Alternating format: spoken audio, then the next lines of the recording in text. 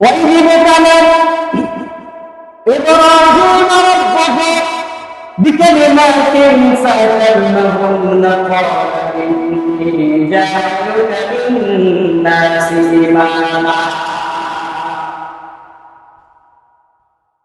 وإذ ابتلى إبراهيم ربه بكلمات فأتمهن قال إني جاعلك للناس إماما قال ومن ذريتي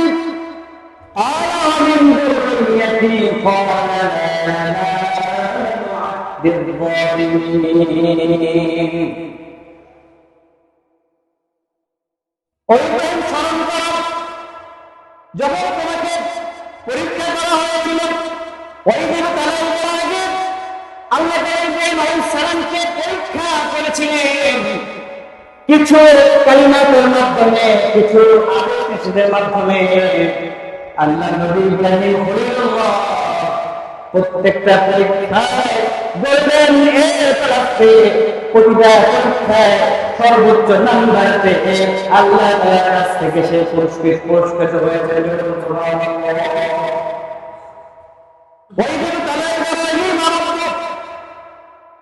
স্মরণ করেন যখন তাকে তার প্রভাব রব্বনা বিকালিমাত কিছু শব্দের মাধ্যমে কিছু বিষয়ের মাধ্যমে পরীক্ষা করেছিলেন, আদেশ নিষেধের মাধ্যমে পরীক্ষা করেছিলেন। প্রত্যেকটা আদেশ নিষেধ ইব্রাহিম আলাইহিস সালাম কোনখানে মেনেছে, একটাও অমান্য করে নাই। ইবনে আব্বাসের হাদিসের মধ্যে বলতেছে হযরত হাসান বসরি বলতেছে আল্লাহর কসম করে বলতেছি ওয়াল্লাহি রাব্বুল কাবা শরীফের কসম করে বলতেছি ইব্রাহিম আলাইহিস সালামকে আল্লাহ তাআলা যত প্রশ্ন করেছিলেন যত পরীক্ষা করেছিলেন ইব্রাহিম আলাইহিস সালাম ঠিক তত পরীক্ষায় পাঁচটি বিষয়ে পাস করেছেন। সুবহানাল্লাহ। আল্লাহ বলে ইব্রাহিম তুমি তোমার পরীক্ষায় পাস করেছো এজন্য তোমাকে ইন্নী জাআইলুকা লিন-নাসি ইমামা। Allah says Ibrahim, I made the leader of the people. Ibrahim আমি তোমাকে গোটা বিশ্ব জাতির জন্য গোটা বিশ্বের মানুষের জন্য ইমানে ত্যাগে আমি সকলের জন্য তোমাকে আমি নেতা ইমাম বানিয়ে দিয়েছি। সুবহানাল্লাহ। সুতরাং ত্যাগ শিখিয়ে দিয়ে গিয়েছেন ইব্রাহিম আলাইহিস সালাম। ইখলাস কাকে বলে, ত্যাগ কাকে বলে, ভালোবাসা কাকে বলে তা শিখিয়েছে দিতে ইব্রাহিম আলাইহিস সালাম। এক নজিরবিহীন ঘটনা আমাদের সামনে আল্লাহর রাসূল খলিলুল্লাহ ঘটিয়ে দিয়েছেন। তার পুত্র ইসমাঈল এবং সাইয়্যিদুনা হাজার আলোচনা ইতিহাস ধরে দিয়ে গেছে। প্রতি বছর এই সময় গোটা বিশ্বের মানুষ এটাকে স্মরণ করবে, এটাকে মানবে, এটাকে পালন করবে। আল্লাহ ইব্রাহিম আলাইহিস সালামকে কি কি পরীক্ষা করেছেন এটা হাদিসের মধ্যে আসছে না নাই? অবশ্যই আছে। আল্লাহ তাআলা তাকে 5টা, কোথাও আছে 10টা, কোথাও আছে 30টা, কোথাও আছে 20টা। ইবনে আব্বাস বলেন সূরা হজের মধ্যে, সূরা মুমিনের মধ্যে, সূরা আহজাবের মধ্যে 10টা করে 30টা বর্ণনা করেছেন। প্রত্যেকটা পরীক্ষায় পাস করেছে সুবহানাল্লাহ। ইব্রাহিম আলাইহিস সালামকে বললেন আল্লাহ ইব্রাহিম দ্বিতীয় অন্তরের মধ্যে কার ভালোবাসা বেশি, কাকে বেশি ভালোবেসেছ, অন্তরের মধ্যে কার বেশি বেশি মহব্বত রেখেছ। আল্লাহ তাআলা ইব্রাহিম তাকে বলেন ইব্রাহিম তুমি যাও নমরুদকে তুমি দিনের দাওয়াত দাও। তাই দিনের দাওয়াত দাও, দিনের দাওয়াত দাও নমরুদকে। ইব্রাহিম আলাইহিস সালাম তাকে পরীক্ষা করেছিলেন। প্রথম পরীক্ষা ছিল যে গোটা জাতি ওনার গোটা জাতি ছিল মুশরিক, গোটা জাতি ছিল মুশরিক। ইব্রাহিম আলাইহিস সালাম ছিলেন কি মুওয়াহহিদ, উনি একাই ছিলেন কি মুসলিম, গোটা জাতি ছিল কি মুশরিক। তো পরীক্ষা করেছেন। প্রথম পরীক্ষা ছিল তাকে সূর্য, নক্ষত্র, চন্দ্রের মাধ্যমে। আল্লাহ তাআলা ইব্রাহিম আলাইহিস সালাম আল্লাহ বলছে আল্লাহ তোমাকে কোথায় গেলে আমাকে পাবে?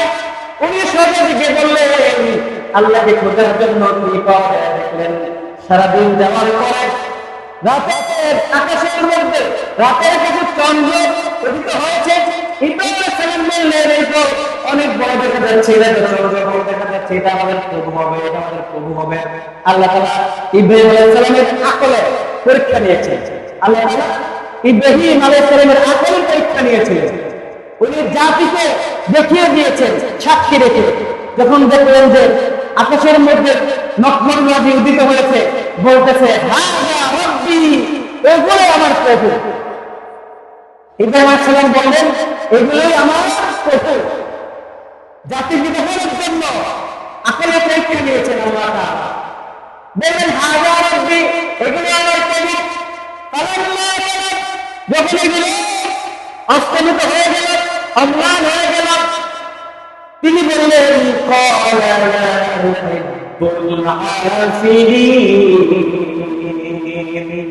যে অম্লান হয়ে যায়, নিভে যায়, তাদের কোনো অস্তিত্ব থাকে না, বিলুপ্ত হয়ে যায়, সে আমার প্রভু হইতে পারে না। ইব্রাহিম আলাইহিস সালাম সারাদিন যাওয়ার পরে আবার আল্লাহকে খুঁজতেছে, আল্লাহ তাআলার পবিত্র খুঁজতেছে, আল্লাহকে খুঁজতেছে, বরকত খুঁজতে আল্লাহকে দেখে। মাগরিবের পরে সন্ধ্যা ঘটে আকাশের মধ্যে চাঁদ উঠেছে। বললেন ফালাম্মা রাআল কমারা বাযিগান ক্বালা হাযা রাব্বি ফালাম্মা আফলা ক্বালা লাইন লাম ইয়াহদিনি রাব্বি লাকুনান্না মিনাল কওমিদ যালিমিন। বৃহস্পতি ইব্রাহিম সালাম জাতিকে বললেন এই তো আসমানের মধ্যে চাঁদ উঠেছে, এটাই এরকম হবে, এটাই রব হবে। কিন্তু যখন চাঁদ বিলুপ্ত হয়ে গেল তখন উনি বললেন না, রব কখনো কি হয় না, বিলুপ্ত হয় না, এটা আমার রব হতে পারেন না, এটা আমার রব না, আমি এর থেকে পূর্ণ পবিত্র। যখন আবার সন্ধ্যা পড়ার পরে সকাল হওয়ার পরে সূর্য উদিত হলো, ভবনকে আলোকিত করলেন দৃশ্যময় আলো দিয়ে, ইব্রাহিম সালাম বললেন এটাই আমাদের প্রভু। فلما رأى الشمس بازغة قال هذا ربي هذا أكبر فلما أفلت قال يا قوم إني بريء আল্লাহ তাআলা ইব্রাহিম আলাইহিস সালামকে দক্ষ কর্মে পরীক্ষা করলেন। দ্বিতীয় পরীক্ষা হয়েছে ভাইরা, তাকে বলেন ইব্রাহিম তুমি তোমার দেশ ত্যাগ করো, সফর করো আমার জন্য। ইব্রাহিম সালাম দেশ ত্যাগ করলেন, জাতিকে ত্যাগ করলেন আল্লাহ তাআলার জন্য। তৃতীয় পরীক্ষা করলেন, ইব্রাহিম যাও নমরুদকে কি করো, দাওয়াত দাও, আমার বরকতের দাওয়াত দাও। ইব্রাহিম সালাম নমরুদকে দাওয়াত দিলেন। নমরুদ বলেন তোমার এমন সেটা আমার কোন রব, তুমি আমার কোন আল্লাহকে কথা বলছো ইব্রাহিম, আমি তো বড় প্রভু, হুকুমের আলা, আমি তো বড় রব। ইব্রাহিম বললেন না, আমার একজন রব যিনি আসমান জমিনের মালিক, এটা বিশাল ঘটনা, সেখানে যাবে না। নমরুদ খেতে গেলেন, বললেন তাকে আগুনে নিক্ষেপ করো, তাকে আগুনে নিক্ষেপ করো, তাকে আগুনে নিক্ষেপ করা হলো।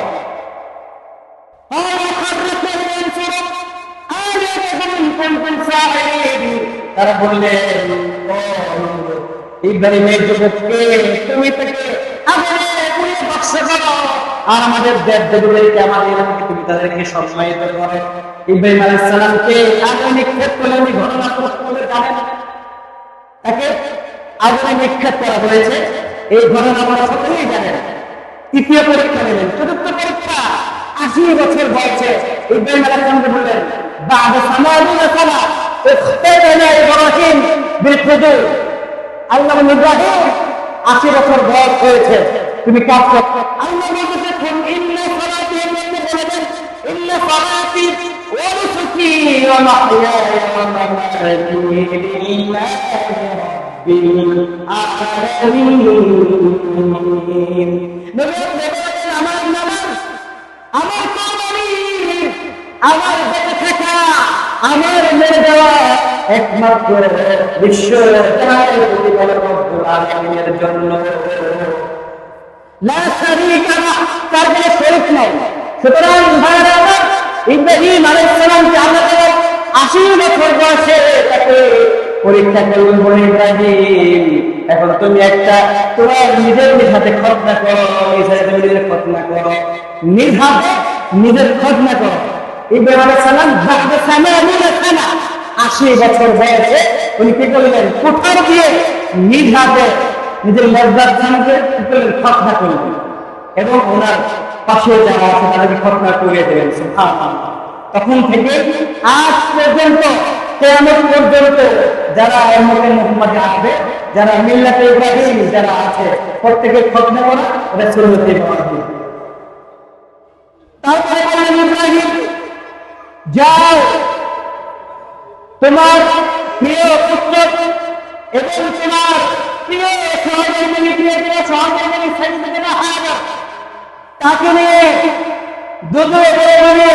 মানবহীন যেখানে মানুষ নাই, যেখানে কোনো যেখানে কোনো ফসল উৎপন্ন হয় না, কোনো মানুষ নাই, কোনো পানি নেই, এমন